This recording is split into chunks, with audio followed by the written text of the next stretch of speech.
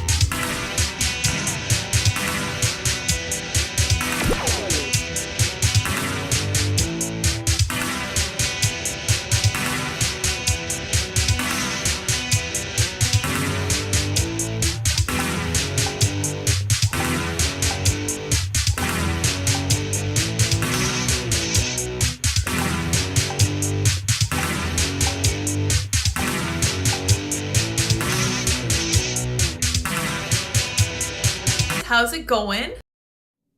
Good evening, everyone. Thank you so much for joining me once again on this lovely weeknight.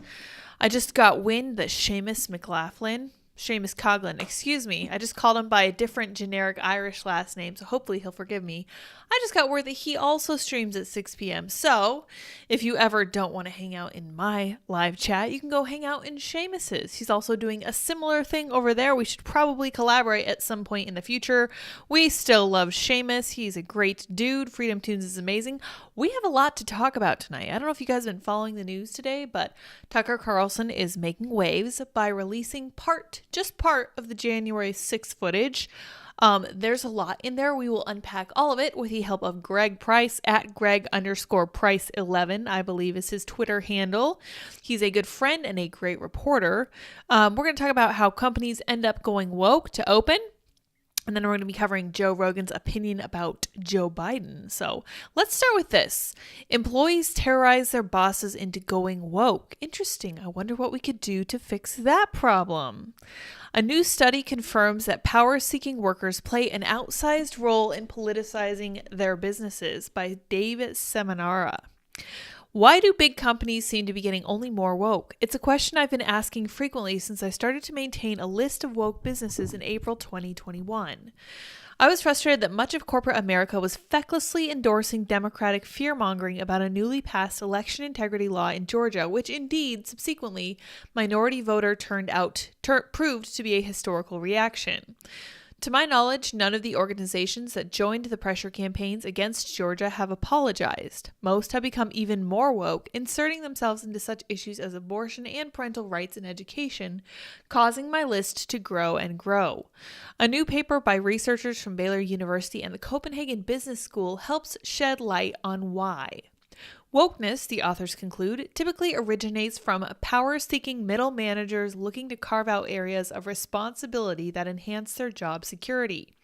Think of career fields that tend to attract more Democrats, like the human resource bureaucrats who manage diversity training programs or advertising teams that design social justice marketing campaigns. Lower status employees are somewhat expendable to a giant company, but rather less so if they specialize in wokeness. The diversity, equity, and inclusion jargon alone makes such initiatives difficult for outsiders, including top managers, to understand and thus challenge, the study explains.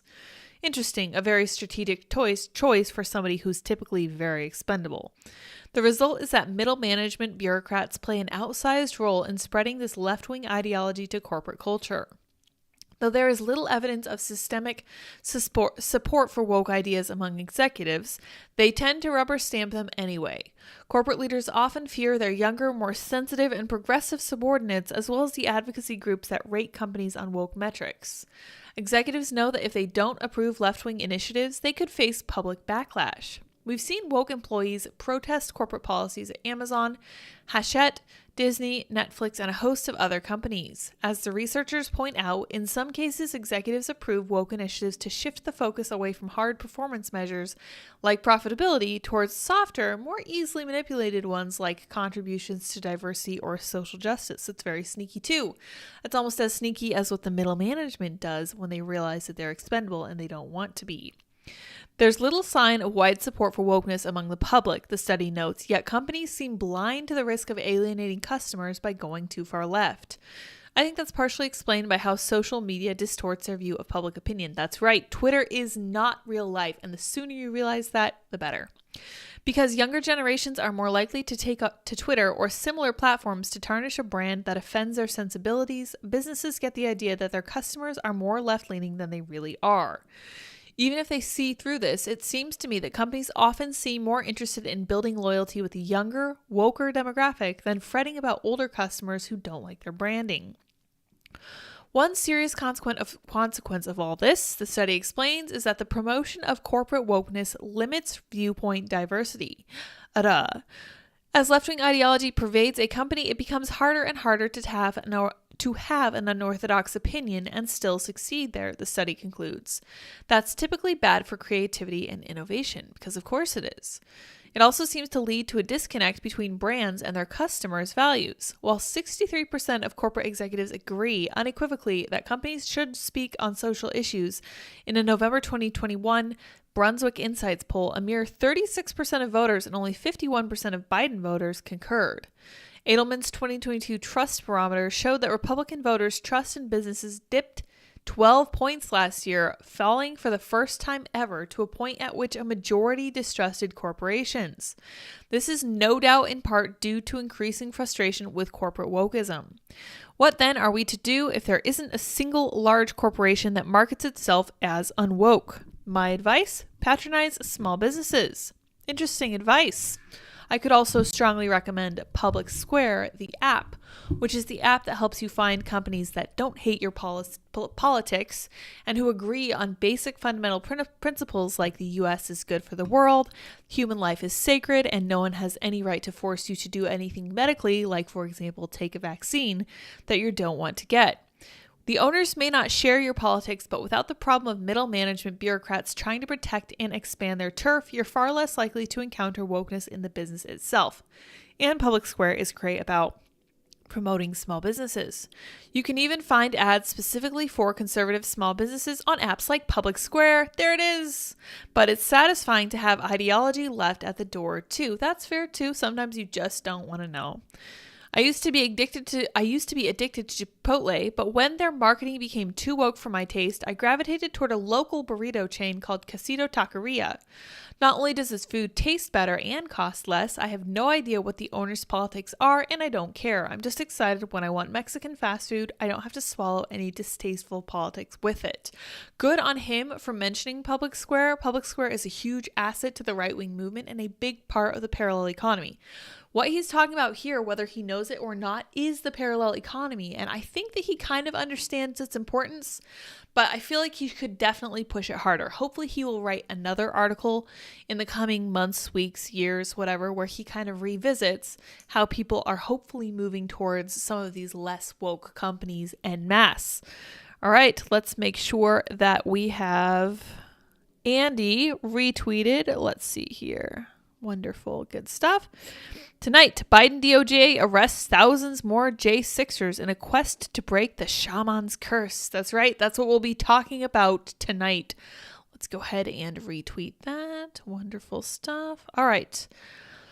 Elon is solving his employee program. Not familiar with what's going on there. I did see him call out an employee, and CNN said it was a disabled employee, so Elon is clearly the bad guy. We're going to be talking about Elon Musk later on for sure. And he says they're all talking about how showing more footage of the event is propaganda tool for spreading the big lie. That's right. Hitler and Trump, proponents of different big lies. Dun, dun, dun. If we call it the same thing, it is the same thing because they're the same. Get it?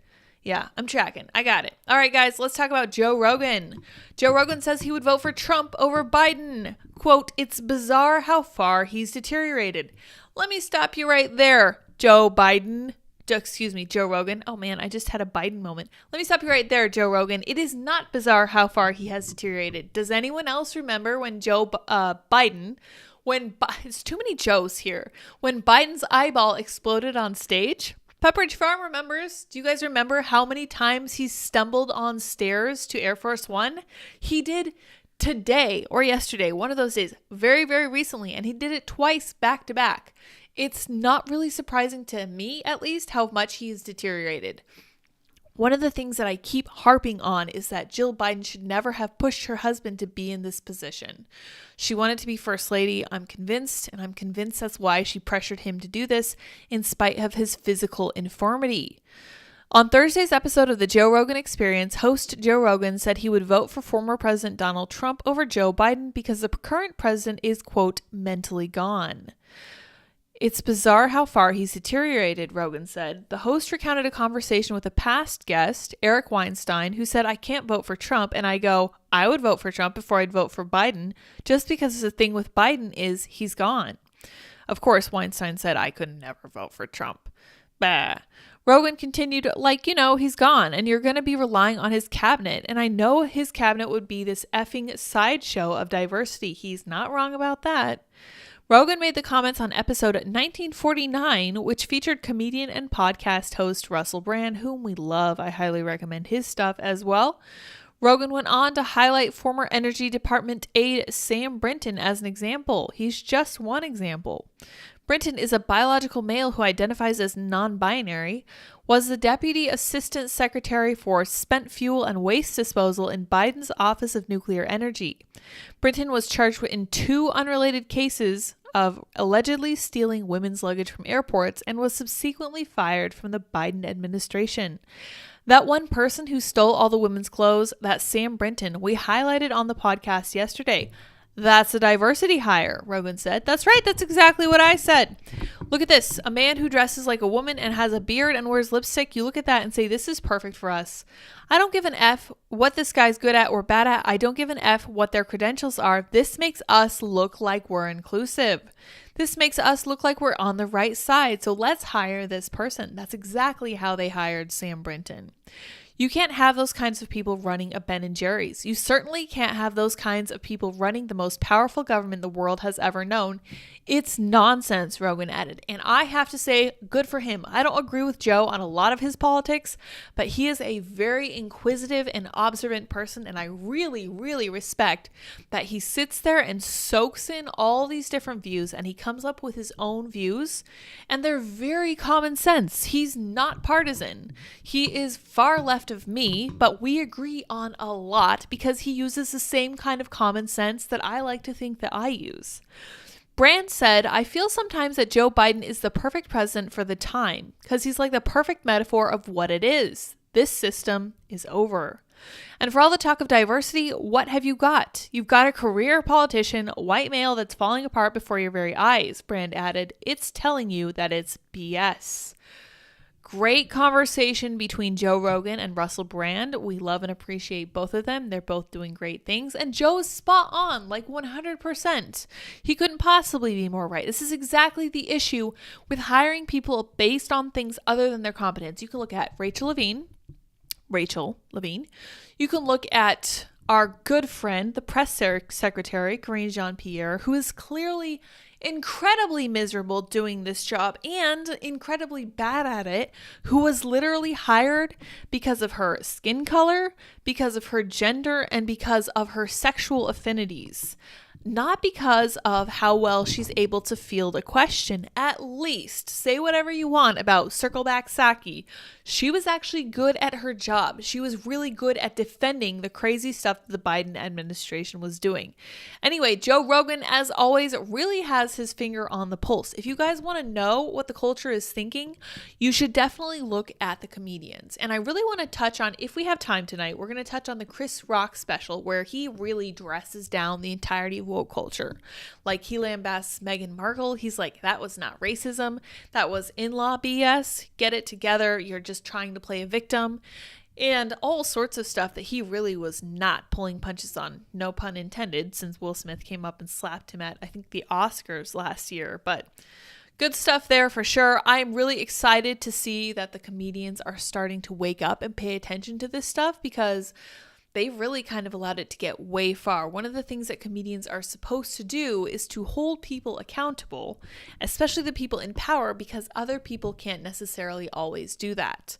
But I digress. We might be able to get into that later. All right, we're going to switch gears a little bit and talk about Elon Musk, who's great, of course, as always, and the January 6th shenanigans. So, Elon Musk calls out January 6th committee for withholding evidence for partisan political reasons after Tucker Carlson revelations.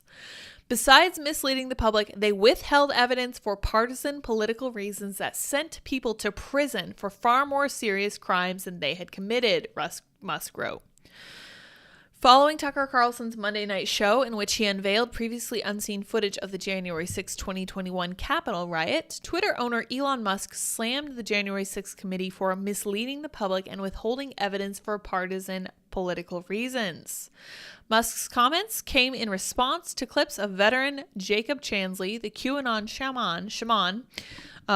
This is what was promised by Andy. We're going to talk about breaking his curse, who entered the Capitol building wearing a horned hat, face paint, and what appeared to be animal pelts. Chansley, who was sentenced to nearly 4 years in prison, was seen in the clips being led around by police officers, never stopping Chansley in the building.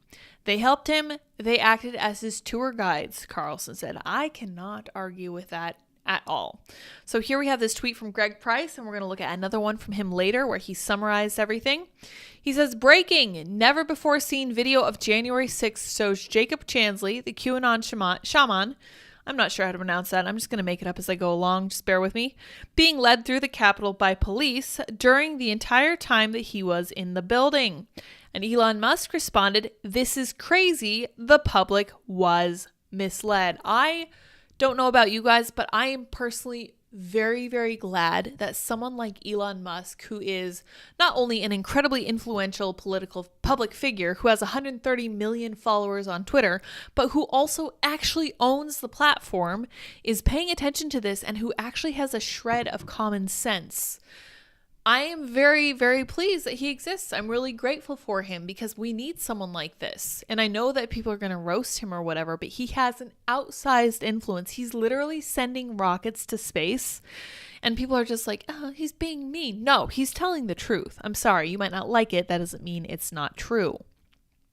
The response to another tweet from State Freedom Caucus Network Communications Director Greg Price, who stated that the January 6th committee lied about the number of things during their investigation, Musk slammed the committee for withholding evidence. So we'll go over his summary here, even though I pulled it up separately.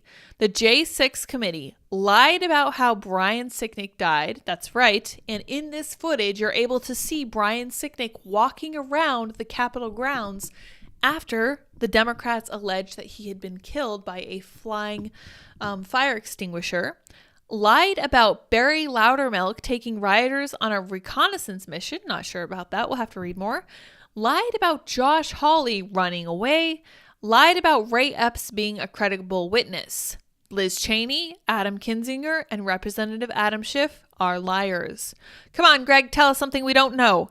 Elon responded, besides misleading the public, they withheld evidence for partisan political reasons that sent people to prison for far more serious crimes than they committed. That is deeply wrong legally and morally. I have to agree. Carlson's Monday night show also revealed that Ray Epps, who testified before the House Select Committee in regards to texts he sent his nephew stating that he was going back to the hotel, lied about his whereabouts and was seen in footage 30 minutes after the text was sent on the grounds of the Capitol. And Elon Musk just says, wow.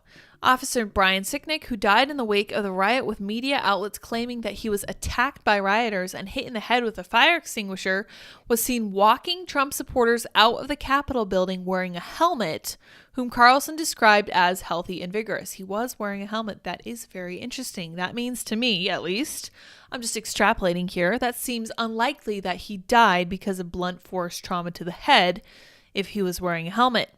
Whatever happened to Brian Sicknick was very obviously not the result of violence he suffered at the entrance to the Capitol, Carlson added, noting that the overturns the single most powerful and politically useful lie that Democrats told us about January 6th. Carlson also showed footage refuting claims from Democrats that Senator Josh Hawley had fled from the crowd inside the building, but was instead shown to be part of a group of lawmakers being ushered away by police officers. So he wasn't running away from the rioters. He was just hustling to get to a different part of the building as instructed by police officers. Now, I want to kind of stay on the note of Elon Musk because this next part is really interesting and really damning, and it's not going to get as much attention as it should because of all this January 6th stuff, but it's kind of a big deal. So follow me through to the Wall Street Journal.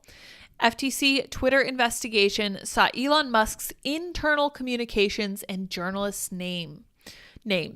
Documents obtained by a House panel shed light on the probe into Twitter's compliance with settlement. The Federal Trade Commission had demanded Twitter Inc. turn over internal communications related to owner Elon Musk and detailed information about the layoffs and other business decisions as part of a wide-ranging investigation into the company, documents viewed by the Wall Street Journal show. In 12 letters sent to Twitter and its lawyers, Since Mr. Musk's October 27th takeover, the FTC also asked the company to identify all journalists granted access to company records and to provide information about the launch of the revamped Twitter Blue subscription service, the documents show. The FTC is also seeking to depose Mr. Musk in connection with the probe. So I have to ask, why is this government organization trying to unseat the owner of a private business? Because weren't we just told for the last maybe decade that these private companies, these big tech companies, are free to do exactly whatever they please because they are in fact private businesses? So once again, why is this government organization trying to get rid of a business owner? Fascinating. Really, really interesting. The so-called demand letters were obtained by the Republican-led House Judiciary Committee, which planned to publish excerpts from them on Tuesday in a staff report about the FTC investigation. The letters indicate Twitter responded to the FTC, but that the agency, as of late January, felt the company was engaging in a troubling pattern of ongoing delay that raised serious concerns about its compliance. Good. Why would you comply with a federal agency that was trying to overthrow your boss? That puts you in a sticky situation as an employee. What are you going to tell your boss if he finds out about this? Oh, no, not to worry. I was just working with the government agency that was trying to remove you as boss of this company. Yeah, I don't think so. No wonder people were unwilling to work with them. The inquiries by the FTC, which is led by Democrat Lena Khan, follow massive layoffs implemented by Mr. Musk that have raised concerns within the agency about the ability of the company to comply with a $150 million settlement related to alleged privacy violations. This to me just smacks of an excuse to go after Elon Musk. Nothing would surprise me less. This is kind of a long article. We're not going to read the whole thing, but I would strongly recommend you refer to the links that I have so helpfully provided you in the description of this video. Go check it out for yourself and see what you think, because I think this is a huge story that needs to be discussed. Michael Schellenberger tweeted about it, and Elon Musk responded to that as well, saying this is crazy. This is so clearly in opposition to the First Amendment, and I cannot agree more. MD Schellenberger, I think is his handle. Can't spell Schellenberger. Ooh, I can't find him either. All right. Michael Schellen. Michael's great. I appreciated him. When I was driving him down to the Timcast studio, I said, Michael, is it true that Tesla drivers are the worst in the world? And he, as a resident of California, said absolutely. So there you go. The definitive truth. The Biden administration is demanding that Elon Musk explain why he allowed journalists access to the Twitter files. This is an outrageous attack on the First Amendment. He's not wrong. I look forward to discussing this directly with members of Congress on Thursday morning. Ooh, Michael, hold their feet to the fire. And Elon adds, a shameful case of weaponization of government agency for political purposes and suppression of the truth. Nothing could surprise me less. Once again, this makes perfect sense. It's perfectly in line with what the government is doing, especially under the control of the Biden administration. All right, you guys, let's hop right back to the January 6th stuff, because we have a great note from DC Drano, who is Rogan O'Handley. A whole lot of DOJ prosecutors are going to get reported to state bars for prosecutorial misconduct after these Tucker clips. It is a constitutional requirement to disclose exculpatory evidence that mitigates the guilt of the accused. The hunters have now become the hunted, so I wasn't sure about this, so I had to look it up. I said, it's true, so who is to blame? House Democrats, who are in possession of this material, or the prosecutors themselves? Who knew about this stuff before? And this Google result says, under federal constitutional law, a prosecutor's failure to disclose exculpatory information is not a breach of a prosecutor's constitutional due to disclose unless the omission is of sufficient significance to result in the denial of the defendant's right to a fair trial. So I think that's exactly what Rogan O'Handley is emphasizing, that this would have been fully exculpatory, but they chose to avoid it altogether because obviously they're trying to bring the hammer down on these people, because you can see this by the fact that they're still referring to this January 6th walking tour as whatever it is, some kind of, what's it called? I can't even remember. They're using some ridiculous word. Insurrection. Right. My bad. I can't believe I forgot that word. Little over dramatic of them. I'm just saying. All right, and then we have the Greg Price tweet, which we already covered. Ken Burns is saying that Tucker Carlson is rewriting history by showing January 6th footage. And what I'm reading between the lines here is that he's not rewriting history per se. He's actually telling you how history really went, whereas Democrats were the ones actually trying to rewrite it. Now they're being stymied by Tucker Carlson showing you what actually happened. Acclaimed documentarian Ken Burns accused Tucker Carlson of rewriting history after the Fox News host Tucker Carlson showed never-before-seen footage from the January 6th riots. In an interview with CNN this morning, because where else would it be, acclaimed documentarian Ken Burns accused Tucker Carlson of rewriting history after the Fox News host Tucker Carlson showed footage of the January 6th Capitol riots. Burns compared Carlson's use of January 6 footage to propaganda techniques used by the Soviets and Nazis. There it is. It takes like 10 seconds for them to get to Nazis, and even went so far as to say that Carlson was, quote, rewriting histories. These bills that DeSantis and others are doing limit our ability to understand who we are and are not inclusive. Oh no, they're not inclusive. My gosh, that's the cardinal sin. They're exclusive. What? Nothing good is ever exclusive except besides, everything. They're narrowing the focus of what is and isn't American history is terrifying. It feels like a Soviet system or, the way the Nazis would build a Potemkin village. Ridiculous hyperbole from Ken Burns. Potemkin villages were constructed in the Nazi Germany Theresienstadt concentration camp that betrayed the final solution plan of exterminating Jews as a benign relocation program. McCarthy granted Carlson access to roughly 40,000 hours of security footage taken from the riot. The footage was not given to any other outlet, although he claims his office is working on doing so, according to CNN. That'd be great. More eyes is better. Senate Majority Leader Chuck Schumer also criticized Carlson's framing of the event, calling it a bold-faced lie. Schumer said in a speech on the Senate floor that to say January 6th was not violent is a lie pure and simple. Well, Chuck Schumer would sure effing know about lies pure and simple. Chuck Schumer loses his mind over a release of January 6th tapes as Democrats struggle to maintain insurrection narrative, and this is by our pal Libby Emmons over at Human Events. Senator Chuck Schumer wasted no time in excoriating Tucker Carlson and House Speaker Kevin McCarthy for releasing the surveillance tapes of the Capitol riot on January 6, 2021.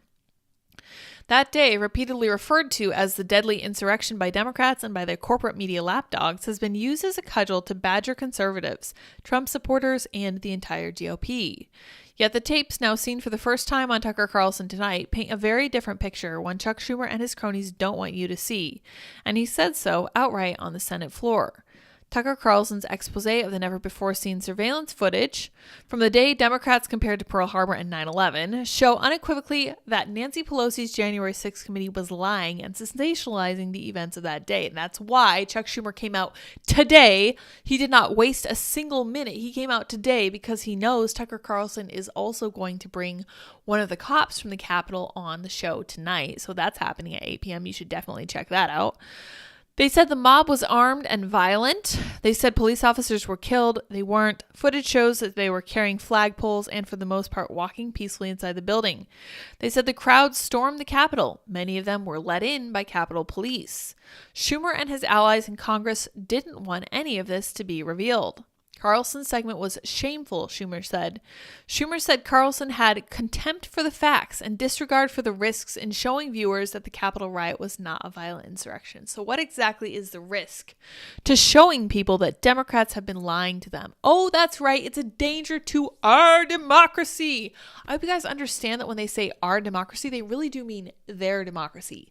They don't want you to have any part of it. Their democracy is when they win elections, pure and simple. To them, there is no actual justice unless they're in power. It is only about power. And as David says in this Daily Mail article, it's also about revenge. The $3 million 2-year January 6th committee was destroyed by a single devastating cable news segment because the left was never interested in truth. They just wanted revenge. Over the course of 2 years, hundreds of witness interviews, and 10 highly choreographed public hearings, Democrats in Congress sought to create a carefully constructed story of the January 6th Capitol Hill riot. How fitting that such an extravagant outlay of government resources would be thrown on the trash heap by a single cable news segment. On Monday night, Fox News' Tucker Carlson played never-before-seen footage of the Capitol riot. The closed-circuit security tape appeared to show the notorious so-called QAnon shaman, aka Jacob Chansley, being led through the halls of Congress by police. The video has no audio, so we can't hear what the police told Chansley, but we can see with our own eyes, Chansley did not overpower anyone.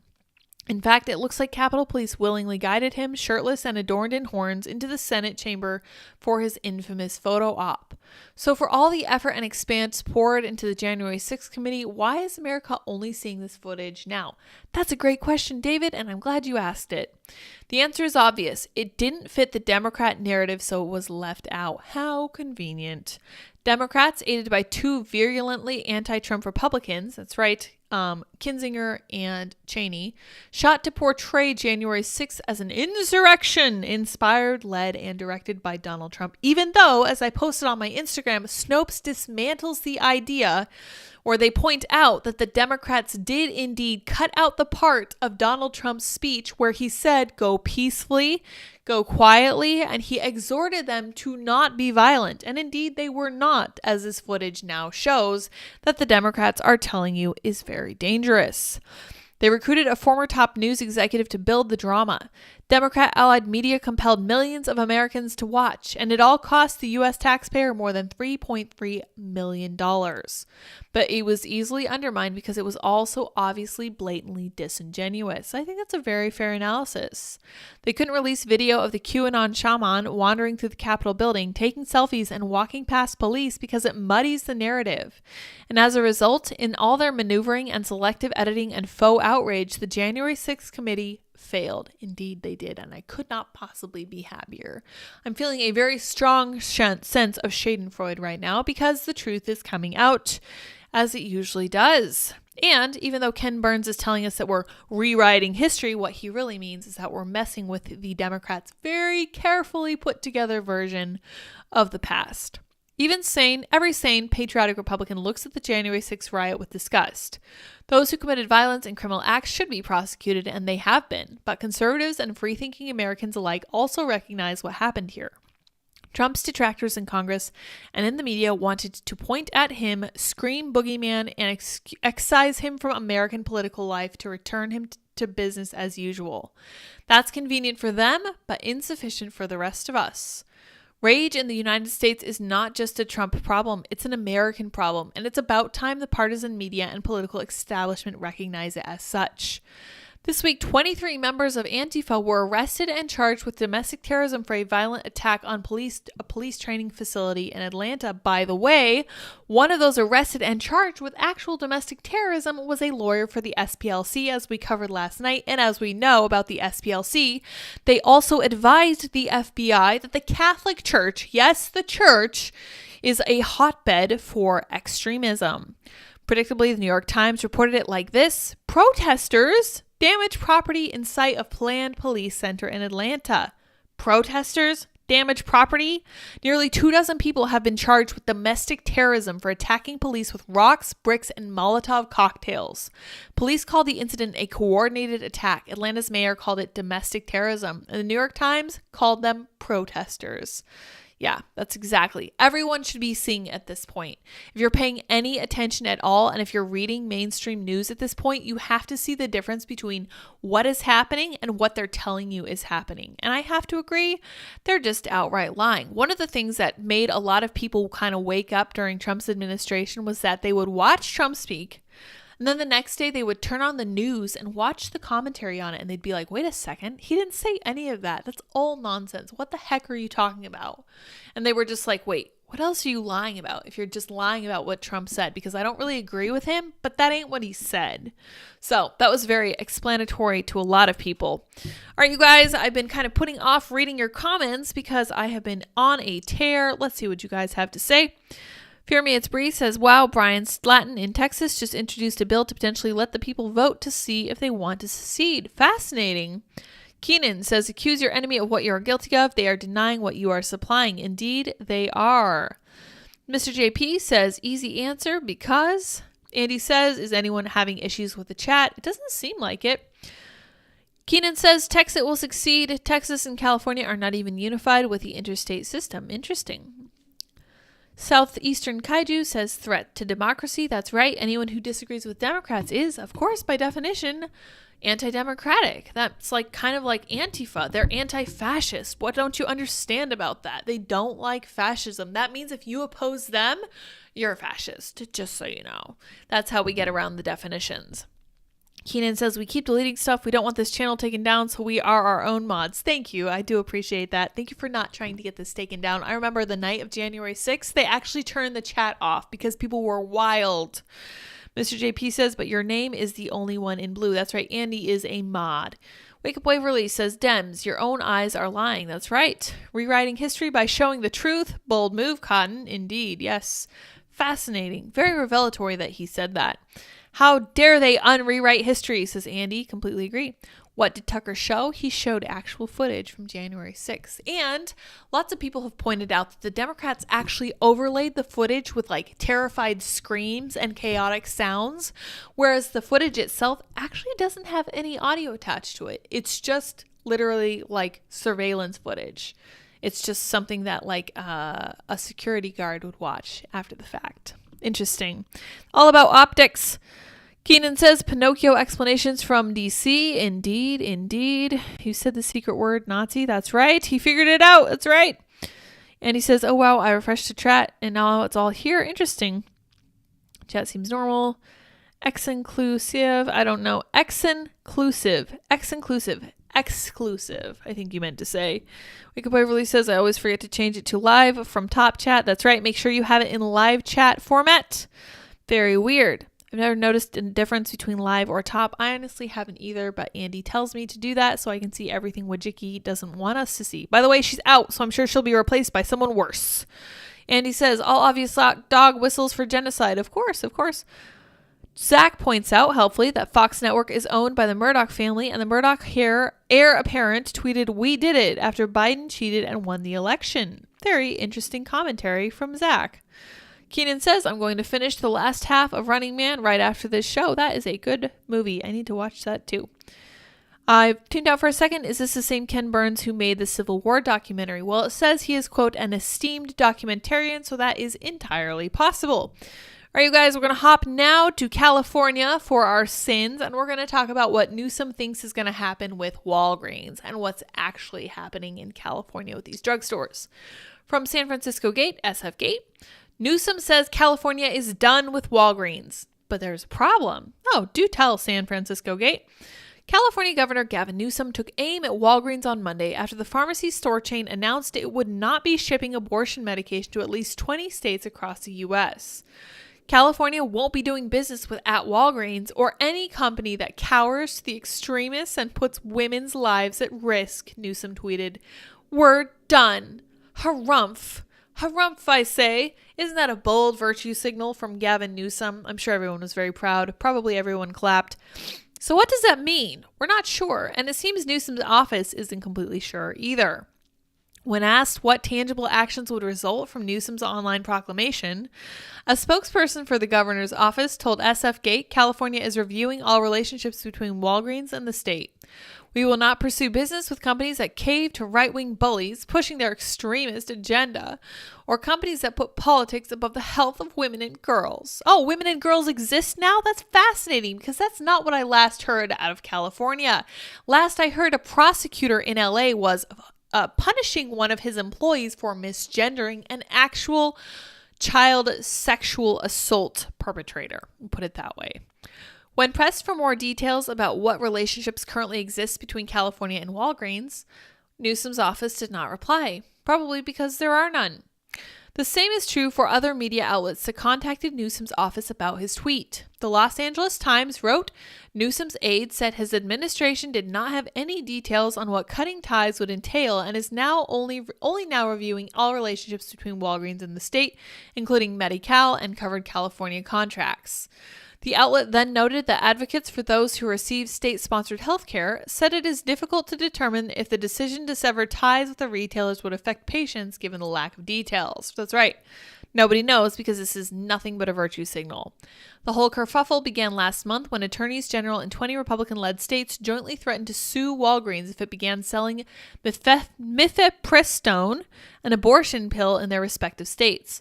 Walgreens announced Friday that it would not sell the pill in those states, enraging abortion rights advocates, pro-aborts, let's just call them what they are, who accused the company of weakly bowing to legal threats from anti-abortion lawmakers, pro-life. It's possible Newsom composed the tweet to score political points without knowing what the next steps would be. What? Really? Are you sure? You think a politician would really do that? That'd be crazy.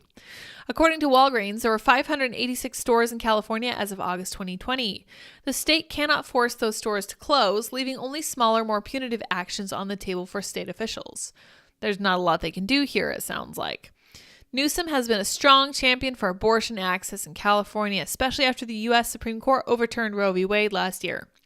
His Monday tweet fits the mold of his scorched earth style of advocacy, but upon further review, it appears to have been a rage tweet and not an actual policy proposal.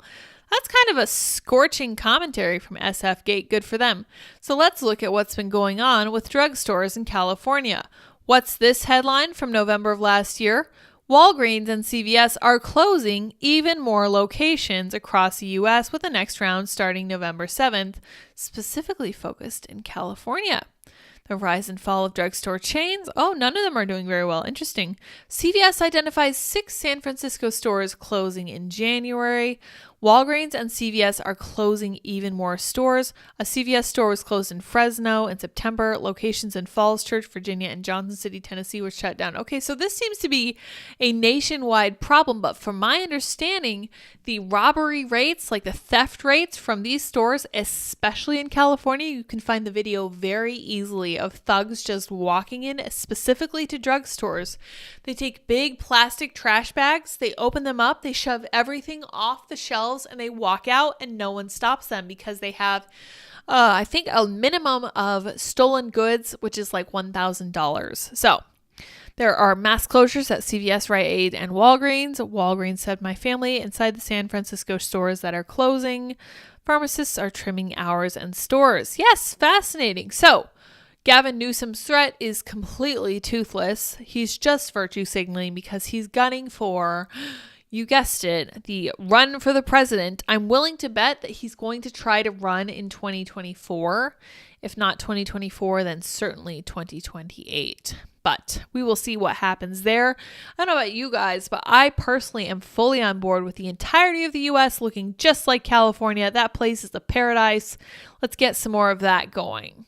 All right, who do we have? How will Democrats respond to the release of the January 6 tapes? The strongest reply is mockery. Then we have ignoring and then sheer panic. I personally think that Democrats are actually kind of panicked by this. I find it to be kind of telling the way that people like Chuck Schumer are coming directly out and saying, this is nonsense. This is nobody's business but theirs. They're just trying to destroy democracy. You know how it is. And we're all just like, well, nobody said that democracy wasn't good. Nobody said that what, Tucker Carlson was talking about was in any way undercutting Democrats. They're just saying the more information we have, the better. And what the Democrats are saying, the ways in which they're reacting is absolutely bonkers. They are just not responding rationally at all. And to me, that smacks of panic. Now, you guys are welcome to disagree with me. You're right. They might just mock it and move on. And since they do have the entire capture of the media, this might be gone by like tomorrow. This is part of the reason that I'm so grateful for Tucker Carlson. He needs to be that voice of reason. One of the things that Chuck Schumer came out and said today was that Tucker Carlson didn't believe the big lie. He said so to his co-host, Laura Ingraham.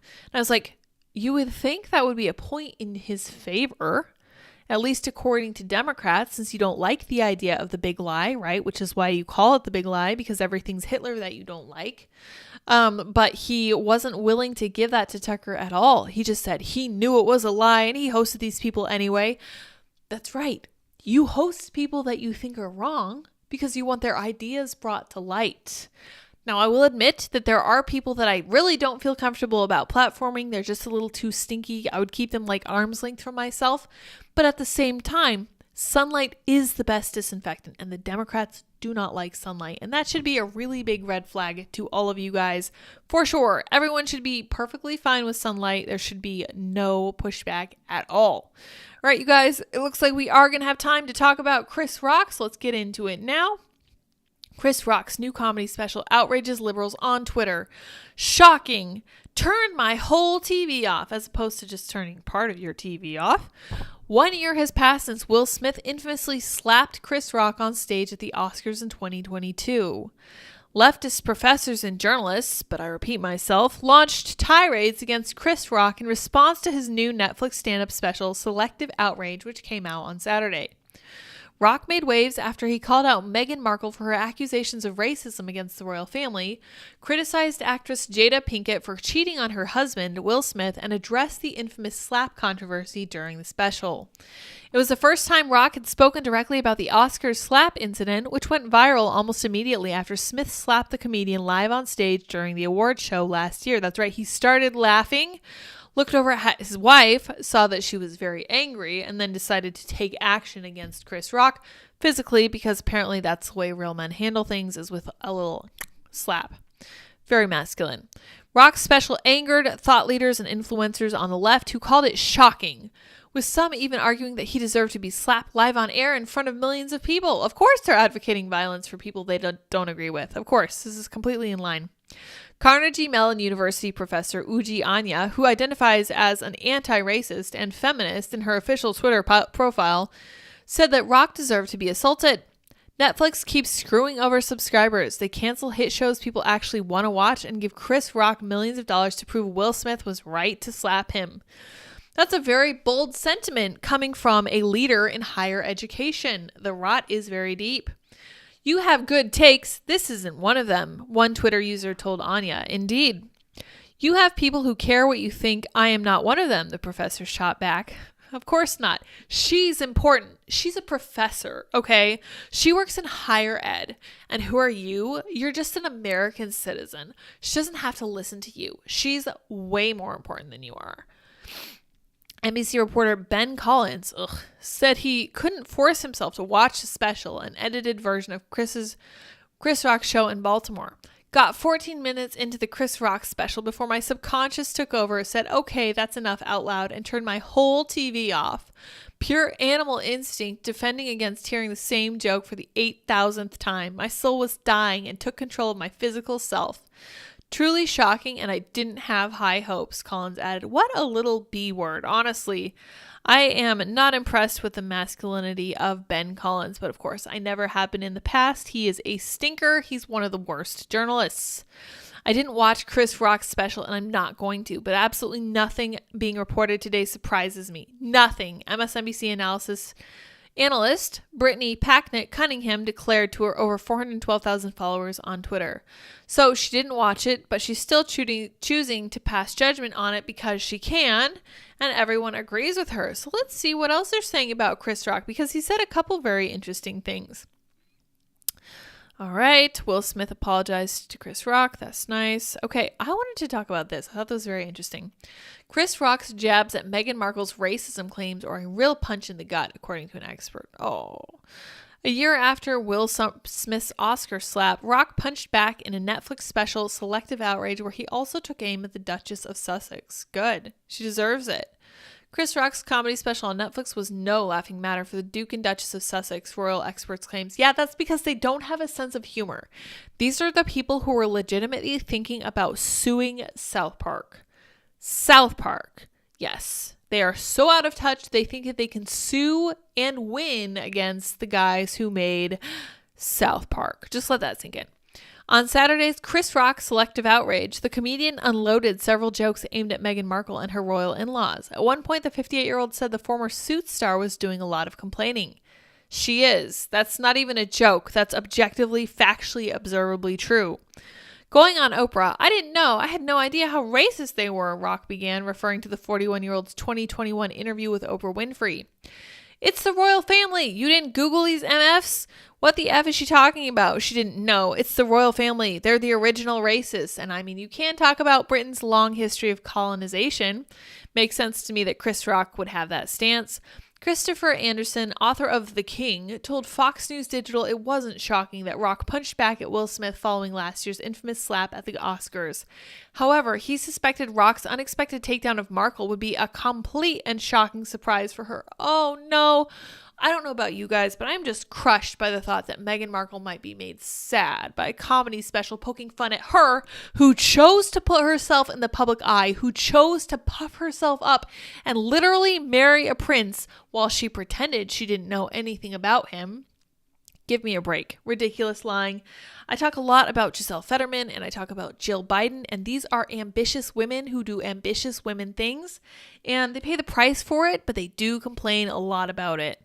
I revealed in my previous book, Brothers and Wives, that innocent musings about what Harry and Meghan's children might look like led to unfair charges of racism within the royal family, he explained.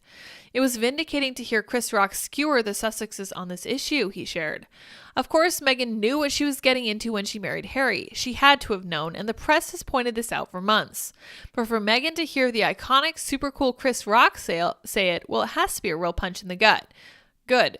At the same time, the royal family can hardly be thrilled that Rock lambasted them as imperialists and the founders of modern racism. I disagree that they're the founders of modern racism, but they are, by definition, imperialists, are they not? They are the royal family. During the special, Rock joked that it was like marrying into the Budweiser family and saying, they drink a lot. Some of the ish she said she went through was not racism, Rock said. It was just some in-law ish. Sometimes it's just some in-law ish. Because she's complaining, like, what the F is she talking about? Oprah, they're so racist. They wanted to know how brown the baby was going to be, Rock said. That's not racist because even black people want to know how brown the baby is going to be. Very spicy takes from Chris Rock, but he comes from that background, so I won't say if he's right or wrong. The comedian also quipped that he understood Markle's dilemma as a black girl trying to be accepted by her white in-laws. Rock joked that it was not as hard as a white girl trying to be accepted by her black in-laws. Well, that's fair critique of these different cultures. Meghan Markle, I know the dilemma, said Rock. I'm like, if you're black and you wanted to be accepted by your white in-laws, then you need to marry a Kardashian because they accept everybody. That's true. That's fair.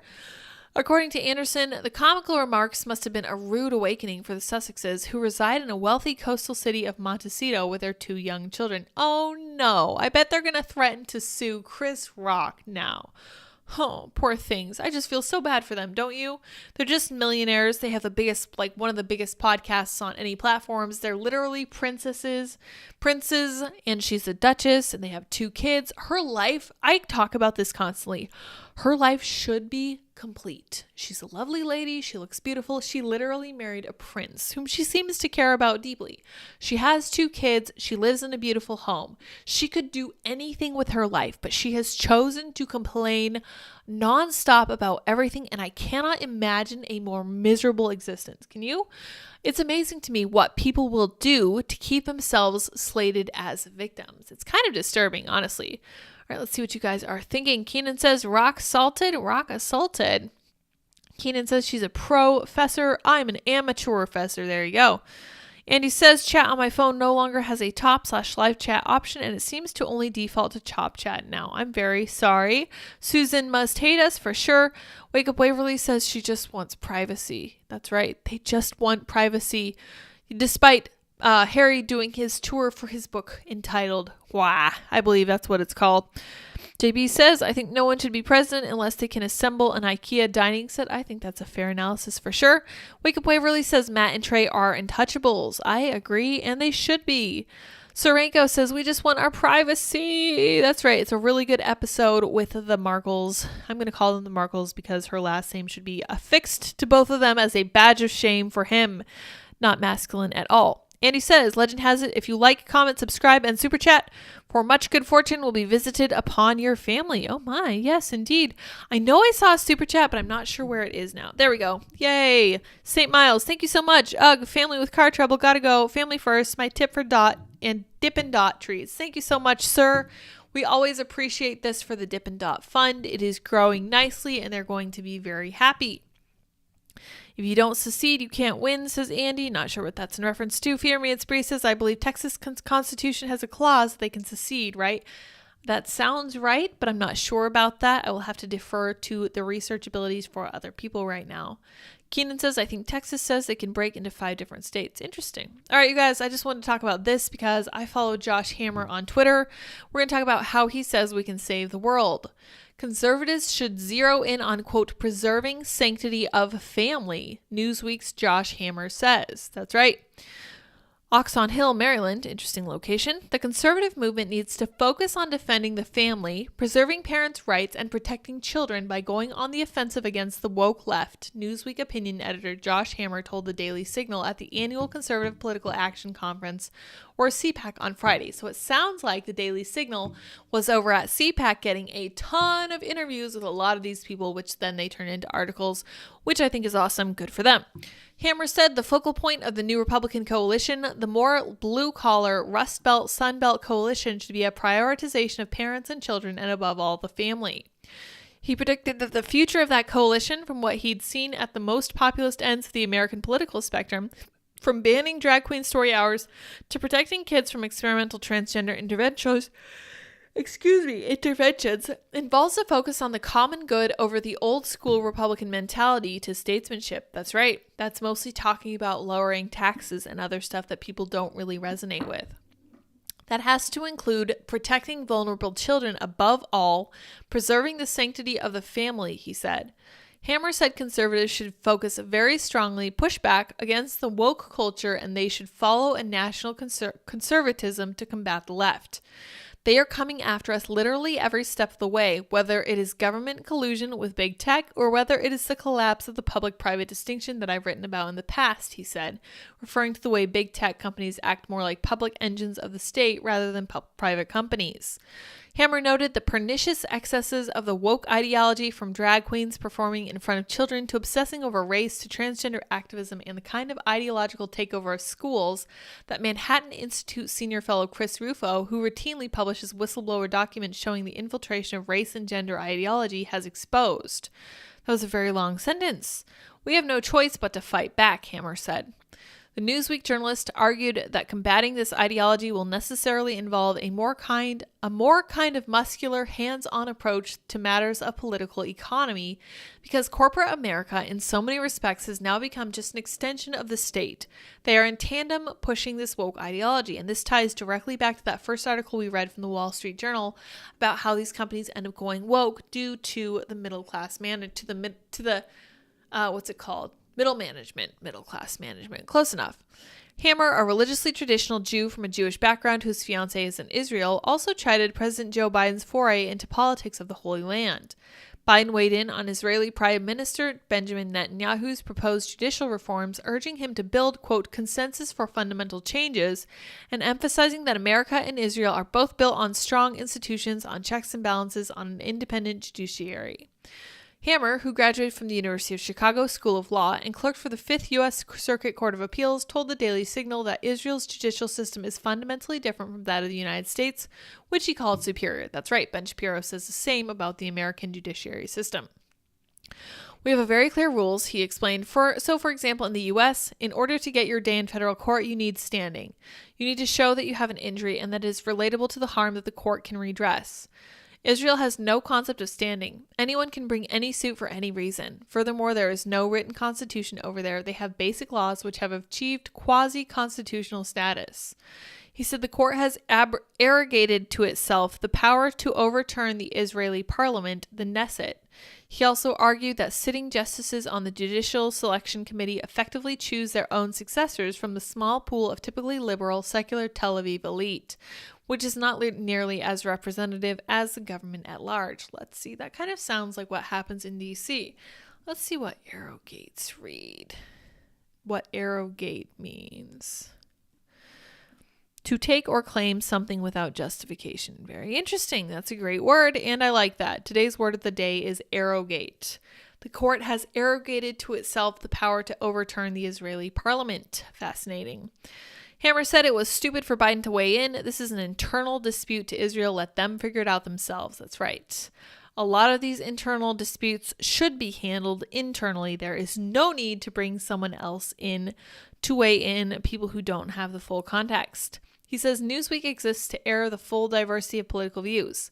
We are trying to air the full discourse, Hammer said. We're trying to give voice to opinions that may not be platformed in other mainstream media outlets. So let's look at what Newsweek has going on over there today, because they are pretty good about this. Let's see if we can find their opinion page.